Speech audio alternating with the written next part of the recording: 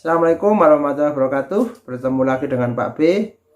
Kali ini masih seputar tentang perencanaan keuangan agar keuangan kita menjadi baik, bebas finansial dan sejahtera. Dengan tagline wujudkan hidup sejahtera dengan merencanakan keuangan yang benar. Oke, kali ini Pak B akan berbicara tentang tips jitu kelola keuangan rumah tangga dengan gaji kecil. Tapi sebelumnya tonton video ini sampai selesai. Serap ilmunya, jangan lupa like, subscribe, komen, share, serta tekan tombol loncengnya agar kontennya bermanfaat, kontennya bisa menginspirasi, Pak B semakin semangat dan channel ini menjadi berkembang. Oke, mari kita mulai. Tips jitu kelola keuangan rumah tangga dengan gaji kecil. Gaji kecil itu bisa juga bermacam-macam pandangan. Gaji itu siapa yang melihat duluan seperti itu. Tapi intinya gaji kecil itu gaji yang mungkin ya UMR lah begitu ya, atau di bawahnya. Tuh, di setiap tempat dan UMR-nya juga berbeda. Oke. Yang pertama adalah evaluasi biaya rumah.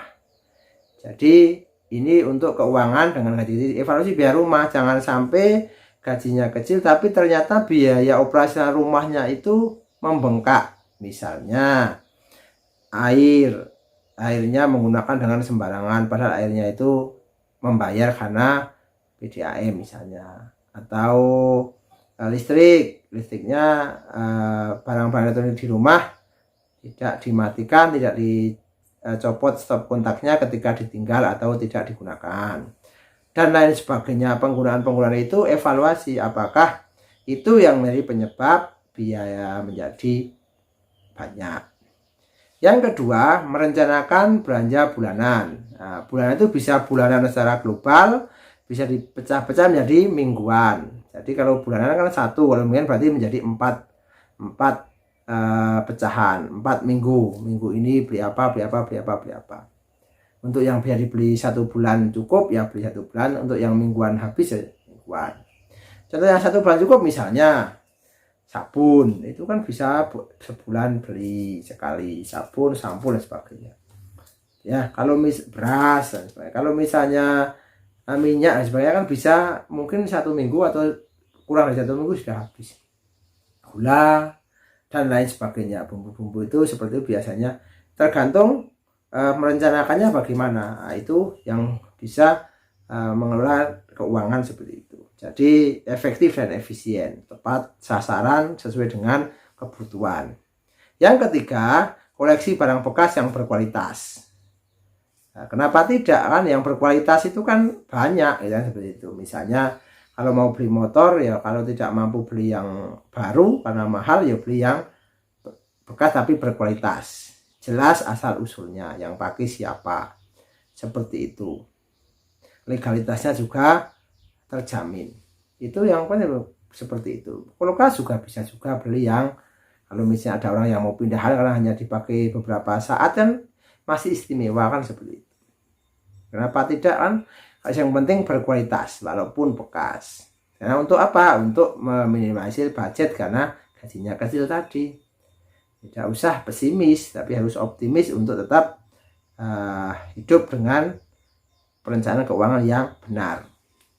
Yang keempat adalah kurangi pengeluaran untuk beberapa aktivitas. Nah, kalau memang merasa gajinya kecil ya jangan banyak aktivitas yang memakan uang. Misalnya ikut aerobik yang sebenarnya di rumah saja bisa kan seperti itu. Harus bayar, harus ikut senam atau di tempat-tempat yang berbayar mahal, atau harus punya kartu anggota dan sebagainya. Kalau misalnya sudah cukup uangnya silahkan saja, tapi kalau misalnya masih bergaji kecil ya bagaimana mengefektifkan keuangan itu agar roda kehidupan keluarga itu tidak terganggu. Karena apa? Prinsipnya berapapun gajinya itu cukup untuk hidup atau untuk memenuhi kehidupan. Tapi kalau untuk memenuhi keinginan, berapapun gajinya, berapapun uangnya, niscaya tidak akan cukup. Itu seperti itu.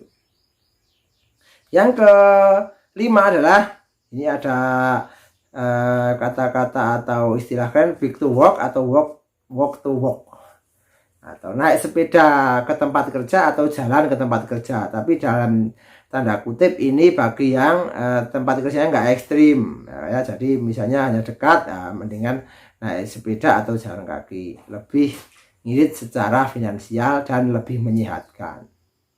Tapi kalau jalannya naik gunung, turun gunung dan panjang, yo ini tidak direkomendasikan.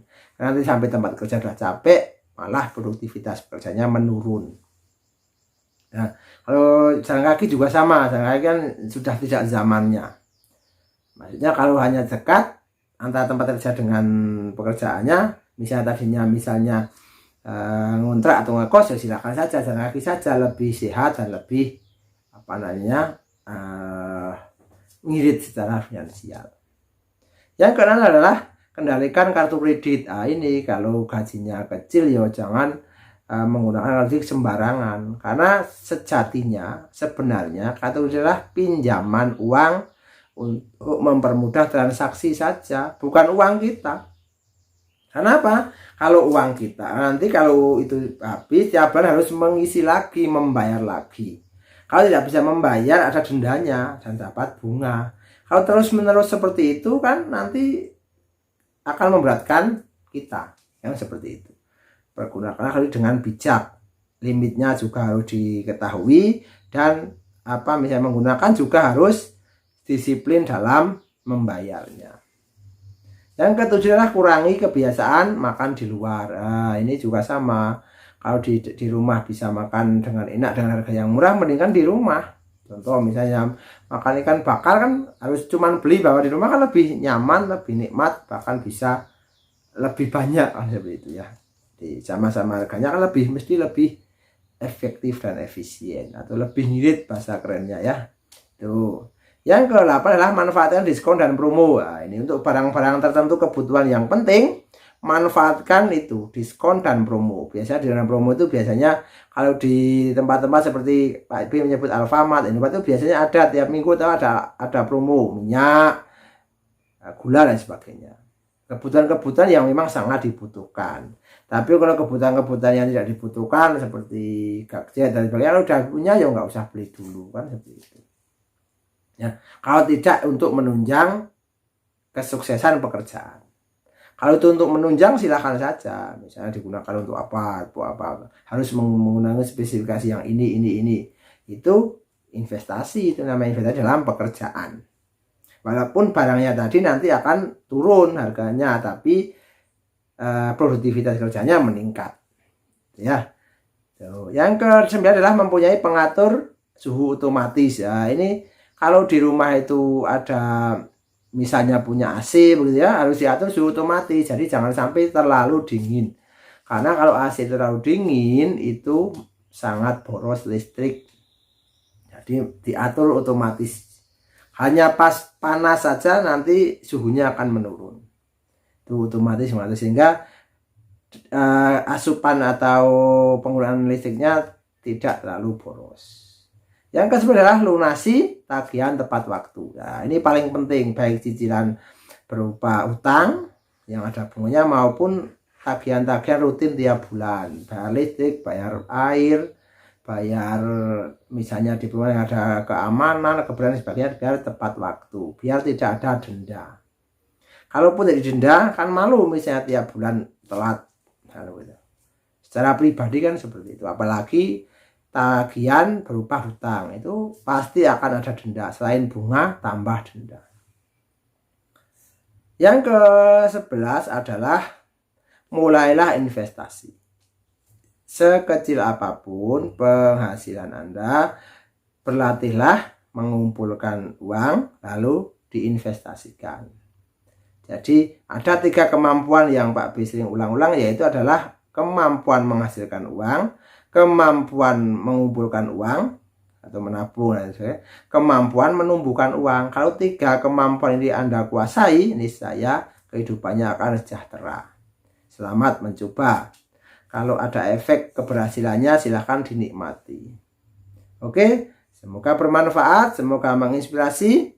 Jangan lupa bantu like, subscribe dan komen, share serta tekan tombol lonceng untuk mendapatkan notifikasi dari konten Pak B yang bermanfaat ini. Oke, Sampai ketemu lagi. See you next time.